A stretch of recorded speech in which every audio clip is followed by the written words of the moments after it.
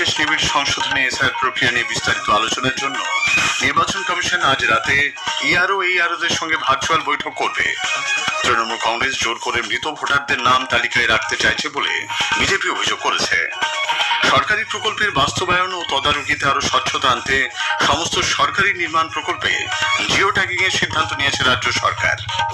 প্রাথমিক বিদ্যালয়ে 32,000 চাকরি বাতিল সংক্রান্ত মামলায় কলকাতা হাইকোর্টের ডিভিশন বেঞ্চে শুনানি শেষ হয়েছে, রায়দান স্থগিত। পশ্চিমবঙ্গ মাদ্রাসা শিক্ষা পর্ষদের ফাজিল পরীক্ষার তৃতীয় সেমিস্টারের রেজাল্ট আজ প্রকাশিত হয়েছে। আসছে বিস্তারিত খবরে। ভোটার তালিকার বিশেষ নিবিড় সংশোধনী এসআইআর প্রক্রিয়া নিয়ে বিস্তারিত আলোচনার জন্য নির্বাচন কমিশন আজ এইআরওদের সঙ্গে বৈঠক করবে। রাত 10টা নাগাদ মুখ্য নির্বাচনী আধিকারিক ভিডিও কনফারেন্সিং এর মাধ্যমে এই বৈঠক করবেন বলে খবর। এসআইআর প্রক্রিয়ায় অগ্রগতি নিয়ে আলোচনা হতে পারে বলে জানা গেছে। মৃত ভোটারের নাম ইনুমারেশন ফর্ম জমা পড়লে নির্বাচন কমিশন সংশ্লিষ্ট পরিবারের বিরুদ্ধে আইনি ব্যবস্থা নেবে। কমিশনের নির্দেশ অনুযায়ী মৃত ব্যক্তির নামে ফর্ম পূরণ করা হলে যার স্বাক্ষর পাওয়া যাবে তার বিরুদ্ধে গণপ্রতিনিধিত্ব আইনের 32 ধারা অনুযায়ী 1 বছর পর্যন্ত কারাদণ্ড হতে পারে। কমিশনের পক্ষে গতকাল জারি করা এক নির্দেশিকায় জানানো হয়েছে, বুথ লেভেল এজেন্ট বিএলওর দায়িত্বই হলো সংশ্লিষ্ট অংশের ভোটার তালিকার নামগুলো খতিয়ে দেখতে মৃত ও স্থানান্তরিত ভোটারদের চিহ্নিত করা। এ বিষয়ে অতিরিক্ত মুখ্য নির্বাচনী আধিকারিক অরিন্দম নিয়োগী আকাশবাণীকে জানিয়েছেন, অবৈধ ভোটার যারা আছেন, যদি কোনো নাম থাকে, যারা আমরা 4 ধরনের ক্যাটেগরি বলি, ডেড, শিফটেড এবং ডিলিটেড, যারা আগে ছিলেন ওখানে তারা নেই, যারা মারা গেছেন তারা অন্য জায়গায় চলে গেছেন, এবং ডুপ্লিকেট অর্থাৎ দুবার নাম হয়েছে, এই 4 ধরনের ভোটারের নাম যেন না থাকে সেইটা নিশ্চিত করা কিন্তু কমিশনের দায়িত্ব। এটা বলে রাখি যে 2002-তে যাদের নাম থাকছে না, যারা হিয়ারিং এ যাবেন, তাদের কিন্তু ফর্ম 6 সঙ্গে একটা অ্যানেক্সার 4 অর্থাৎ 4 নম্বর অনুবন্ধ একটা জমা দিতে হবে। সেখানে একটা ডিক্লারেশন আছে যে যদি কোনো রকম ভুল তথ্য দেওয়া হয় তাহলে রেজিস্ট্রেশন অফ ইলেক্টরস রুলস 1960 সেই অনুযায়ী যে শাস্তির ব্যবস্থা সেটা কিন্তু তাকে পেতে হবে।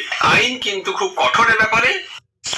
রাজ্যে বর্তমান ভোটার তালিকার বিশেষ নিবিড় সংশোধন প্রক্রিয়ায় জনপ্রতিনিধিত্ব আইন কঠোরভাবে প্রয়োগ করতে হবে বলেও কমিশন রাজ্যের মুখ্য নির্বাচনী আধিকারিককে নির্দেশ দিয়েছে। এদিকে আজ বিকেল 4টে পর্যন্ত রাজ্য জুড়ে 6,87,00,000 ইনুমারেশন ফর্ম বন্টন করা হয়েছে বলে কমিশন সূত্রে জানানো হয়েছে। তৃণমূল কংগ্রেস এসআইআর প্রক্রিয়ায় জোর করে মৃত ভোটারদের নাম তালিকায় রাখতে চাইছে বলে বিজেপি অভিযোগ করেছে। কলকাতায় সাংবাদিকদের প্রশ্নের জবাবে কেন্দ্রীয় প্রতিমন্ত্রী সুকান্ত মজুমদার বলেন, তৃণমূল কংগ্রেসের বিএলএরা বিভিন্ন এলাকায় মৃত ভোটারদের নাম বাদ না দেওয়ার জন্য বিএলওদের উপর চাপ সৃষ্টি করছে। বহু জায়গা থেকে এই ধরনের অভিযোগ পায় তৃণমূল কংগ্রেসের বিএলএদের তরফ থেকে প্রেসার ক্রিয়েট করা হচ্ছে বিএলওদের মৃত ভোটারদের ফর্ম দেওয়ার জন্য, এনুমারেশন ফর্ম দেওয়ার। এদিকে বিরোধী দলনেতা শুভেন্দু অধিকারীর নেতৃত্বে বিজেপির এক প্রতিনিধি দল আজ রাজ্যের মুখ্য নির্বাচনী আধিকারিকের সঙ্গে দেখা করেন। ভোটার তালিকার সংশোধন প্রক্রিয়া চলাকালীন একাধিক অনিয়ম ও বিজেপি কর্মীদের উপর হামলার অভিযোগ তুলেছেন তারা। 5টি লোকসভা কেন্দ্রে তথ্য সম্বলিত পেন ড্রাইভ ও হার্ড কপি নির্বাচন কমিশনে জমা দেওয়া হয়েছে বলে এক সাংবাদিক বৈঠকে বিরোধী দলনেতা জানিয়েছেন।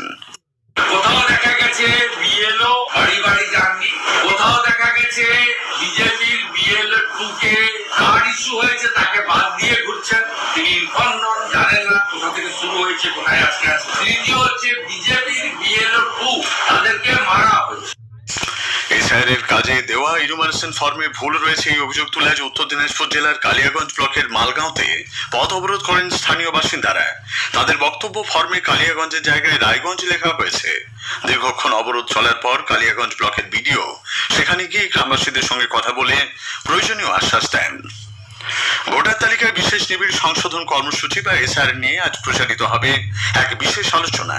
এতে অংশ নিয়েছেন পশ্চিমবঙ্গের অতিরিক্ত মুখ্য নির্বাচনী আধিকারিক অরিন্দম নিয়োগী। তার সঙ্গে কথা বলেছেন সন্দীপন দাশগুপ্ত। অনুষ্ঠানটি শোনা যাবে রাত 9:30 থেকে গীতাঞ্জলি প্রচার তরঙ্গে এবং ডিটিএইচ বাংলা পরিষেবায়। আকাশবাণী কলকাতার সংবাদ বিভাগের সোশ্যাল মিডিয়াতেও অনুষ্ঠানটি প্রচারিত হবে। দক্ষিণ দিনাজপুরে এক বাংলাদেশি অনুপ্রবেশকারীকে পুলিশ গ্রেফতার করেছে। অবৈধভাবে হিলি সীমান্ত দিয়ে গত সোমবার বাংলাদেশে যাওয়ার পথে তাকে ধরা হয়। মোহাম্মদ মাসুম নামের বছর 24-এর ওই যুবক বাংলাদেশের চট্টগ্রামের লক্ষ্মীপুরের বাসিন্দা। এদেশে চেন্নাইতে সে কর্মরত ছিল। সরকারি প্রকল্পের বাস্তবায়ন ও তদারকিতে আরো স্বচ্ছতা আনতে রাজ্য সরকার সমস্ত সরকারি নির্মাণ প্রকল্পে জিও ট্যাগিং এর সিদ্ধান্ত নিয়েছে। অর্থ দপ্তরের পক্ষ থেকে সম্প্রতি এ সংক্রান্ত বিজ্ঞপ্তিও জারি হয়েছে। এর মাধ্যমে প্রকল্প বাস্তবায়নের প্রতিটি ধাপের উপর সরাসরি ও নির্ভুল নজরদারি সম্ভব হবে। এর আগে সরকারি প্রকল্পগুলির অগ্রগতি পর্যবেক্ষণের জন্য চালু হয়েছিল ইউনিফাইড প্রজেক্ট ম্যানেজমেন্ট সিস্টেম। অর্থ দপ্তরের তৈরি এই বিশেষ পোর্টালে রাজ্যের সব দপ্তরকে তাদের নির্মীয়মান প্রকল্পগুলির তথ্য নথিভুক্ত করতে বলা হয়েছে। স্থানীয় সংবাদ শুনছেন আকাশবাণী কলকাতা কেন্দ্র থেকে। প্রাথমিক বিদ্যালয়ে 32,000 চাকরি বাতিল সংক্রান্ত মামলায় কলকাতা হাইকোর্টের ডিভিশন বেঞ্চ আজ রায়দান স্থগিত রেখেছে। দীর্ঘ 6 মাস ধরে এই মামলার শুনানি চলেছে বিচারপতি তপব্রত চক্রবর্তী এবং ঋতব্রত কুমার মিত্রের ডিভিশন বেঞ্চে। আজ মামলার অন্তিম শুনানিতে প্রাথমিক শিক্ষা পর্ষদের তরফে দাবি করা হয় যে দুর্নীতির অভিযোগের সপক্ষে কোনো প্রমাণ মামলাকারীরা দিতে পারেননি, যদিও মামলাকারীদের পক্ষের আইনজীবী একে প্রাতিষ্ঠানিক দুর্নীতি বলে ফের উল্লেখ করেন। চলতি বছরের 28 এপ্রিল প্রাথমিকের 32,000 চাকরি বাতিল মামলার শুনানি ডিভিশন বেঞ্চে শুরু হয়েছিল। রাজ্যের তরফেও দুর্নীতির অভিযোগ সম্পূর্ণ মিথ্যা বলে আদালতে জানানো হয়। শিক্ষকতার অভিজ্ঞতার জন্য স্কুল সার্ভিস কমিশনের পরীক্ষায় অতিরিক্ত 10 নম্বর দেওয়ার বিরুদ্ধে কলকাতা হাইকোর্টে দায়ের হওয়া মামলায় আপাতত কোনো নির্দেশ দিলেন না বিচারপতি অমৃতা সিনহা। বর্তমানে মামলাটি সুপ্রিম কোর্টে বিচারাধীন। 26 নভেম্বর তার শুনানি। শীর্ষ আদালত ওই দিন কি নির্দেশ দেয় তা দেখার পর হাইকোর্টে মামলার শুনানি হবে বলে বিচারপতি সিনহা জানিয়েছেন। পশ্চিমবঙ্গ মাদ্রাসা শিক্ষা পর্ষদের ফাজিল পরীক্ষা 3য় সেমিস্টারের সকল ছাত্রছাত্রীদেরকে শুভেচ্ছা জানিয়েছেন মুখ্যমন্ত্রী মমতা ব্যানার্জি। আজ এক স্যান্ডেলে তিনি এই পরীক্ষা পদ্ধতির সঙ্গে যুক্ত সকলকে ধন্যবাদ জানান। উল্লেখ্য, এই প্রথম সেমিস্টার পদ্ধতিতে ফাজিল পরীক্ষা হচ্ছে। আজই প্রকাশিত হয় ফাজিল পরীক্ষার 3য় সেমিস্টারের ফলাফল। পাশের হার 93.38%। বিভিন্ন সামাজিক সুরক্ষা প্রকল্পের মাধ্যমে মহিলা ও শিশুদের স্বাস্থ্যের উন্নয়নে গুরুত্বপূর্ণ ভূমিকা নেওয়ায় জাপানের অয়াকামা বিশ্ববিদ্যালয় মুখ্যমন্ত্রী মমতা ব্যানার্জিকে ডিলিট সম্মান প্রদান করেছে। আজ আলিপুরের ধনধান্য অডিটোরিয়ামে আয়োজিত এক অনুষ্ঠানে বিশ্ববিদ্যালয়ের প্রেসিডেন্ট নাথু ইয়াসুদামো মুখ্যমন্ত্রীর হাতে এই সম্মান তুলে দেন। দিল্লি বিস্ফোরণের পর দেশের বিভিন্ন প্রান্তে সন্ত্রাসবাদী মডিউলের সন্ধান চালাচ্ছে এনআইএ সহ বিভিন্ন তদন্তকারী সংস্থা। আজ জাতীয় তদন্তকারী সংস্থা এনআইএর একটি টিম মুর্শিদাবাদের নবগ্রামে যায়। সেখানে কয়েকটি স্থানে তল্লাশিও চালানো হয়। জিজ্ঞাসাবাদ করা হয়েছে বেশ কয়েকজনকে। মুর্শিদাবাদের পুলিশ সুপার জানিয়েছেন, আজ সকালে অভিযান চালানোর পর বেশ কিছু নথিপত্র বাজেয়াপ্ত করে নিয়ে গেছে এনআইএর দল। মুর্শিদাবাদের কান্দিতে আজ দুপুরে গ্যাস সিলিন্ডারে বিস্ফোরণে একজনের মৃত্যু হয়েছে, আহত অন্তত 5 জন। জানা গেছে, গোকর্ণের রামেশ্বরপুরের ডালিম শেখের বাড়িতে রান্না করার সময় হঠাৎই বিস্ফোরণ হয়। বিস্ফোরণে আফরিন পারভিন নামে বছর 3-এর একটি শিশুর মৃত্যু হয়েছে। কার্তিক মাস শেষ হওয়ার আগেই দক্ষিণবঙ্গে জাঁকিয়ে শীত পড়ার ইঙ্গিত। আলিপুরে আজ সর্বনিম্ন তাপমাত্রা রেকর্ড করা হয়েছে 17.2 ডিগ্রি সেলসিয়াস, যা স্বাভাবিকের থেকে 3.1 ডিগ্রি কম। আগামী কয়েকদিন তাপমাত্রার বিশেষ হেরফের হবে না বলে জানিয়েছেন আবহাওয়া দপ্তরের পূর্বাঞ্চলীয় প্রধান ডক্টর হবিবুর রহমান বিশ্বাস। রাতের তাপমাত্রা এখন আমাদের সব জেলাতেই স্বাভাবিক যে তাপমাত্রা থাকে এই সময় তার থেকে 2 থেকে 4 ডিগ্রি পর্যন্ত কম রয়েছে। আগামী 4-5 দিন পর্যন্ত এরকমই থাকার সম্ভাবনা রয়েছে। কলকাতা তো আর পার্শ্ববর্তী অঞ্চলেও মূলত পরিষ্কার আকাশেই থাকবে। দিনের তাপমাত্রা 29 ডিগ্রির আশাবাসী থাকার সম্ভাবনা রয়েছে। সর্বনিম্ন তাপমাত্রা 18 থেকে 19 এর মধ্যে থাকার সম্ভাবনা রয়েছে। 18 ডিগ্রি আশাবাসী থাকার সম্ভাবনা আগামী কয়েকদিন। উত্তরবঙ্গের 5 জেলাতেও আজ তাপমাত্রার পারদ বেশ কিছুটা নিম্নমুখী।